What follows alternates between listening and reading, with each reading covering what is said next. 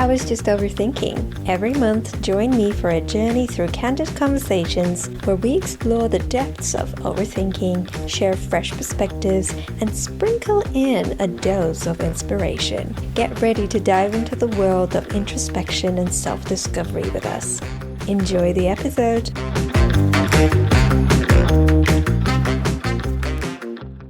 Hi there, welcome back to I Was Just Overthinking. I'm super excited to bring a new series to the podcast called Escapism. Overthinkers like myself love to escape, be it through watching TV shows, consuming some sort of media content. Escapism is definitely one of the traits that we have.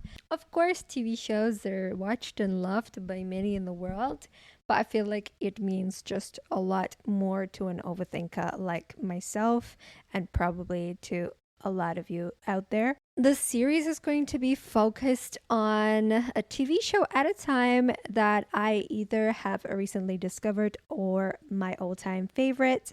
I'm super excited to bring this series into the podcast because TV shows are important, but the TV shows that I enjoy to watch are very different to TV shows that are probably preferred by so many people in the world.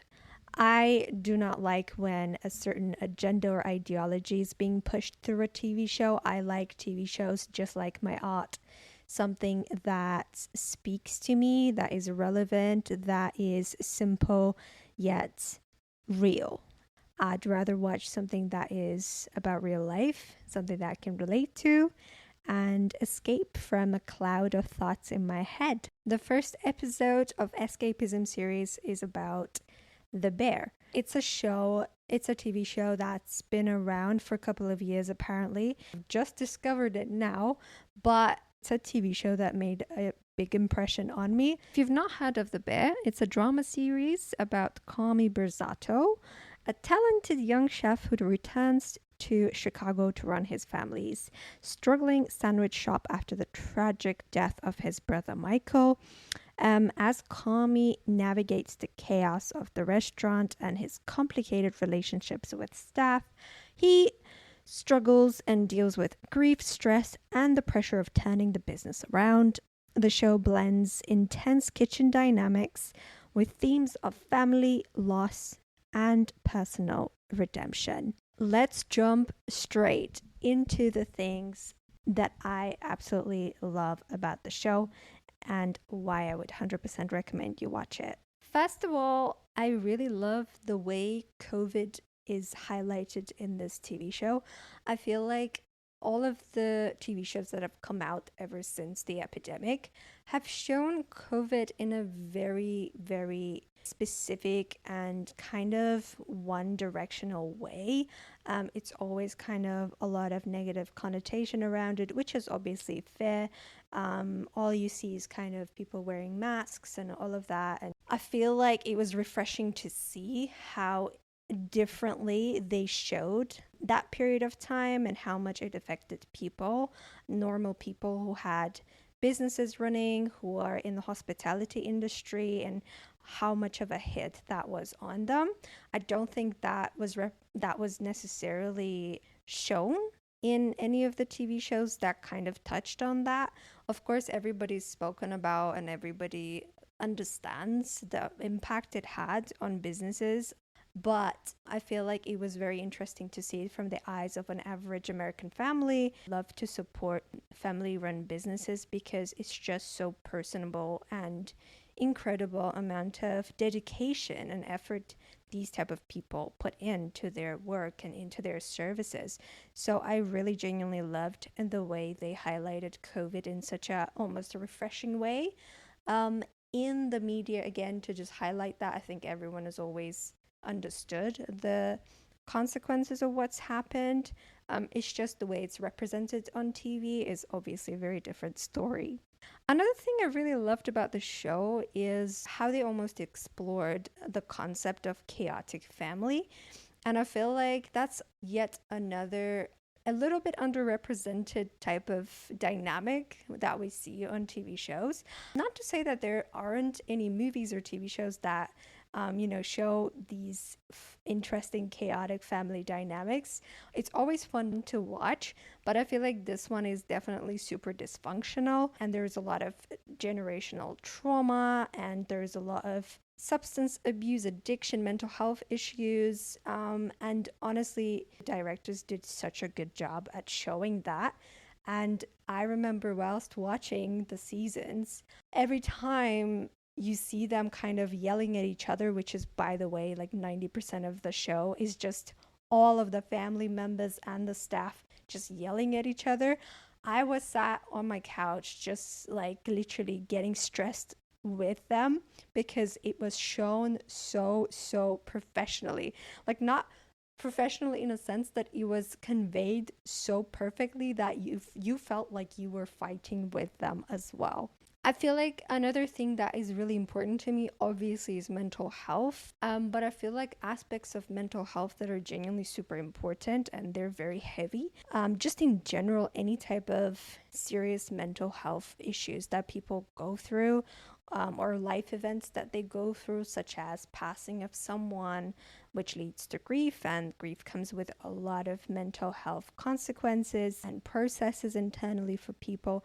I love the way they showed it. But in general, the fact that they touched on such relatable and such deep mental health related issues, things that people go through, is just wonderful and just very refreshing to see them showcase it in such a profound way.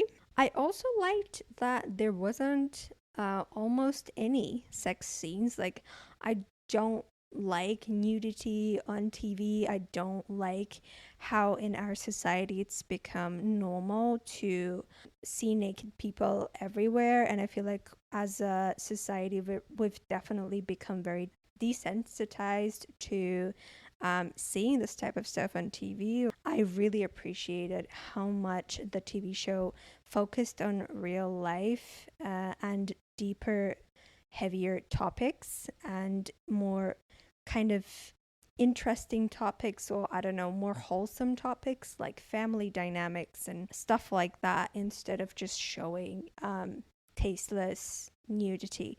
I've really appreciated that about the show as well.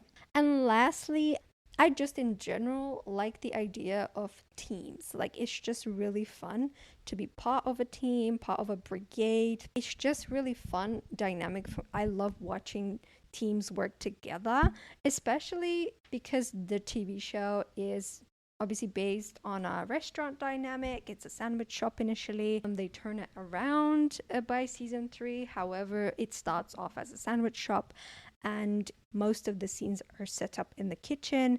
And I just love anything to do with that type of a team dynamic and energy where there is a leader and everyone else is contributing in their own very special way. And honestly, it makes me happy watching teams, any types of teams, work together. And that definitely made it super enjoyable for me. All right, let's jump into the character dynamics. Let's start with Carmi and Sugar. So Carmi is the main character.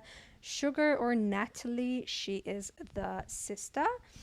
And honestly, brother and sister, like that type of dynamic is so like very cute to me. Obviously super relatable to me as well. Since Carmi is the younger child, I also can relate to that. I have a younger brother. I love their dynamic. It's also interesting to see how much Sugar genuinely cares and loves Carmi. And it was interesting to see how much Carmi neglected Sugar, even though both were going through a very tough time when their brother passed away. They were obviously, as alongside their whole family, they were all going through the same thing. But it seems like it's just an interesting dynamic to observe and showcase, is how Carmi fully kind of switched off and isolated himself and just went on and hyper focused on becoming the best chef that he can be. which he did. And you can see how much neglect that caused to Sugar. I honestly love her character, and I feel like she's such a relatable character as well. They show her dynamic with her problematic mother, and you can see, especially in that scene where she gives birth to her first kid and her mother is there for her because nobody else was available to pick up her call. You can see how much healing she had to do in order to get over all the trauma that her problematic mother, who has substance abuse issues, you can see how much trauma she had to go through and how much she needed to heal. But it was honestly very wholesome to see that she was able to communicate that to her mother, and that was genuinely a very beautiful moment to see. I also love Carmi and Sydney's dynamic. I feel like that dynamic between the chef and the sous chef, I think it's beautiful because in most things that we do, there's always not just one leader, but there's also someone who helps that main person. And that dynamic is such an interesting bond. It's like between a captain and, I don't know, co-captain. It's like almost like, or like a pilot and a co-pilot. I've always believed that people were born in pairs, but I feel like a lot of people maybe think of it in a very one-dimensional way. I think some people don't have to be romantically involved to be each other's pair, and I think this showcases that, at least in my eyes. There's clearly no romantic interest between Carmi and Sid, but you can tell how much they help grow each other, how much they challenge each other, and how much they ground each other, and how much they learn from each other. And that's why that dynamic is absolutely beautiful. As just a single individual character, Richie, and by the way, Richie has one supporting character. I think he won an Emmy. Honestly, Richie, or Cousin as everyone calls him, he represents a very specific person. And I feel like, again, it's very relatable because I feel like most of us probably have someone like Cousin, someone like Richie in our lives. It's a person who is kind of the heart of the group, the person who is always loud and always got really fun stories to tell. And but deep down, this person is very kind of lonely and stuck in their ways and very scared and insecure to move on with their life and do something, because they just don't believe that they have any worth, or they don't believe that they're good enough to ever get anything good in life. And I feel like that was such an interesting character to explore. And also, it was very satisfying to see when Carmi sends Richie to the previous restaurant that he worked at, which is a Michelin star, world renowned restaurant with like top chefs in it.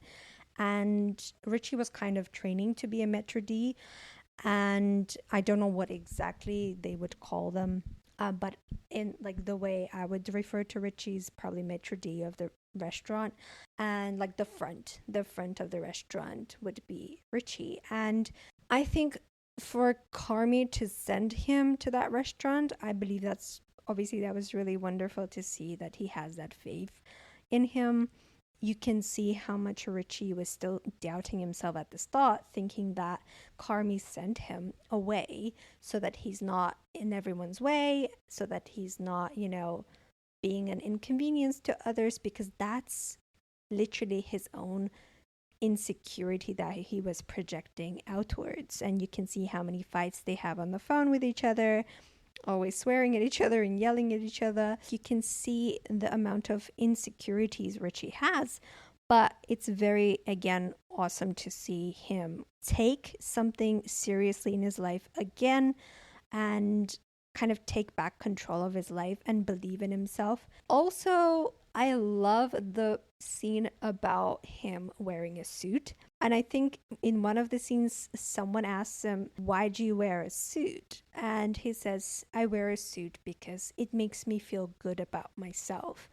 And I think, again, that is a message that's probably relevant to a lot of us. The way you present yourself, the way you dress does define a big part of your mood, a big part of your energy. He starts to take his life seriously, and the way he shows up immediately changes by him wearing, formal clothing that makes him feel amazing about himself. And also dictates the way other people see him and treat him. And that was awesome. I mean, Richie's also a great character because of his relationship with Michael, the brother that passed away. I loved seeing those kind of throwback scenes where there was the Christmas Eve scene where they show how Cuz and Michael, they're conversing and you can see their dynamic is beautiful. And throughout this season one, you can see how much Richie is holding on to the idea of Michael. And what comes to mind is when Richie bended over and he saw the letter to Carmi from Michael. And I love that he saved that letter. He didn't open it and he gave it to Carmi when he needed it the most. And I think that speaks so much of Richie's character, is how loving, kind, and caring he is. And once he got over his insecurities and took himself seriously, his life started to turn around a little bit. Another character I would love to highlight, I think she started appearing later down the seasons. It's Claire. There is such a thing as like Hollywood beauty. It's women that are usually very, done up and they have a certain look. And honestly, it was so refreshing to see such a naturally beautiful woman to be part of the TV show, because usually the love interest in the TV shows has a very specific look. And I feel like she just is beautiful in such a natural real life way. And I also love the way they show that affection between Carmi and Claire. And I love how they show a man in love. Like you can clearly tell that Carmen is absolutely obsessed with her. And that was just the romantic in me. Like I loved seeing that dynamic. And again, the way the directors showed that love, that you could feel it from the screen, you could feel it in his eyes. To portray that true love for the audience to feel it, it's just true talent. Oh, let's talk about Donna. So Donna is the mother. She is the one with substance abuse or alcoholism. They're showing this kind of pinnacle moment in all of that family's kind of history where things get absolutely crazy and intense during the Christmas Eve when Donna makes this Christmas tradition of the family dinner. She makes this very elaborate dish that requires her to make 7 different fish dishes, all prepared completely differently. And you can see throughout that kind of day of them being all together, you're seeing a lot of the tensions between Michael and some of the family members. You can see how much Sugar or Nat, the sister, how much she's struggling with her mother because she keeps on trying to check in on her. And it's such a traumatized, wounded child behavior they showcase. Very emotional thing to show, that wounded child that keeps on reaching out to their unavailable parent. And that was so heartbreaking to watch, when her mother is just yelling or going insane and crying, and she's just trying to make sure her mother is okay, and she almost like gets physical with her daughter. And that was genuinely super emotional and difficult to watch. But again, one of the reasons why this show is so great is how freaking real it gets. Kudos to the actress that played Donna. I think it's difficult to portray that. And it's difficult, I guess, for actors to portray characters that are very negative. I think it's nice to see that she somewhat found sobriety and kind of, got fixed, for lack of a better phrase. But definitely not a very likable character. And again, that is kudos to the actress herself. It is the point for you to not like that type of a character for obvious reasons. Oh my god. Let's talk about the kitchen crew. Let's talk about Tina. I mean, Tina, first of all, is such a baddie. I think she's 48 or something like that, 46 years old. They go through each of their stories, and my favorite story was definitely Tina's. They show, again, an average middle class woman who has a family, a husband, and she just wants to work. She wants to bring in money. She has real life problems, and she is obviously older than someone who would be looking for a job. So they start Tina's story with how she got fired from a place where she was doing some sort of like payroll, and she had been in that company for 10 years or so, and she comes back home and talks to her husband in bed, saying that, you know, I've lost my job and this is really difficult and I need routine. Like, I can't not work. I need routine to keep me sane. So this woman starts a job hunt. She does the same thing every day. She wakes up, she has a son. She makes sort of a little hot pot dinner. She sets that up from the start. She makes her husband and her son's lunch. She prepares all of it, and then she goes out to job hunt. That's the bit that made me super emotional, when she printed out a bunch of resumes, and she goes door to door from a shop to shop, and every time she comes in and says, you know, I wanted to leave my resume here. Do you have any sort of openings? And the response was like, you can just apply on LinkedIn. And honestly, that made me boil, like that made my blood boil, even though I fully understand like a lot of our world is become digital.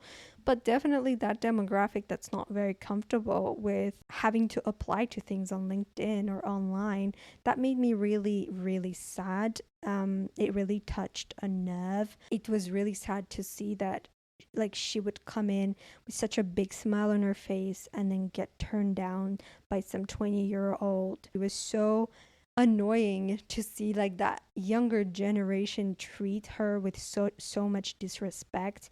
And that's another thing I despise about our society that we live in. You need to respect people, especially elder people as well. And that was just so annoying to see. She was like, okay, sure. Like, she goes home, she opens her laptop and or like her computer, whatever, and she applies to a job through LinkedIn. She gets super excited from the day before. She tells her husband she's super excited and she feels like that's the one. She's definitely going to get it. The next morning, she wakes up early. She goes to the building where she's going to have the interview. And this 20-year-old something receptionist doesn't even look at her face. Goes, oh yeah. She goes, oh, well, I'm here for the interview. And the receptionist doesn't even look at her and just go, oh yeah, the role has been filled 2 days ago. LinkedIn post hasn't been taken down. And I love that scene where she stands up finally to someone like that, and it was so satisfying to watch her just curse at him. Some people really, really push it so much with that disrespect, and we're all human beings at the end of the day, and I feel like a lot of people forget that. Interesting character in the kitchen crew was Ibrahim. Why I really liked this character, maybe not many people thought he was an interesting character. I found him very interesting because of that same time when Carmi sends all these different chefs in the kitchen to go and, you know, better their skill in their respective bits that they do in the kitchen. He also sends Ibrahim and Tina to this professional kitchen for them to go through like a course where they sharpen their skills of whatever it is that they do. And I like that in that situation, Tina fully takes that 100% of her effort and time and focus. She fully dwells and like dives into that role.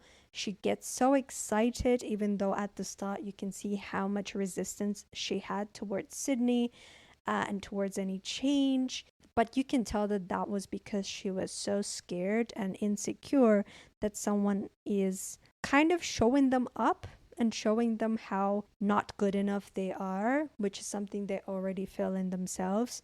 But the way Tina and Ibrahim take this opportunity is very, very interesting. Let's break it down. So Tina fully dives into it. She is ready. She has fully acknowledged, even though she resisted it at the time, at the start, she fully saw something. She saw potential and she saw that she could do better. And that is absolutely amazing for Tina because you can tell she has like incredible passion for life. And she's also a great example that, no matter how old you are, it's never late to become great at something. But then you have Ibrahim. Ibrahim is the person that has been around since, the old sandwich shop, just like Tina. However, it seemed like throughout that course they were taking in that school, in that cooking, in that culinary school, whatever it was, you can tell Ibrahim is really struggling to learn or to fully devote his time to it. I would love to hear other people's interpretation of these scenes and of this character. To me, however, I did not see it as a negative thing. I just thought, again, it's a very realistic character. And there's nothing wrong with Ibrahim for not wanting a change and being set in his ways, okay? A lot of you, especially in our families where we have elder people in our families, I feel like a lot of us have that family members like quite old, and there is absolutely no reason for us to ask them to change who they are and adapt to these changes. These type of people are usually people who have gone through too much in life and they just can't be bothered anymore to be pushed around to think in a new way or do things in a new way. They're just pretty content with what they are. And another thing I feel like that represents, besides all the points before, not everyone is destined for greatness. And it's a hard pill to swallow, but everyone has their capacity and everyone has their limits. I am a firm believer that whatever you set your mind to, you will do it. I fully believe that. It's just that in this case, he set his mind to just not being a better person or not being better at his skill. He believes he's good enough, and maybe he is, for making sandwiches, for instance, in his very specific case. And honestly, I don't think there's anything wrong with it.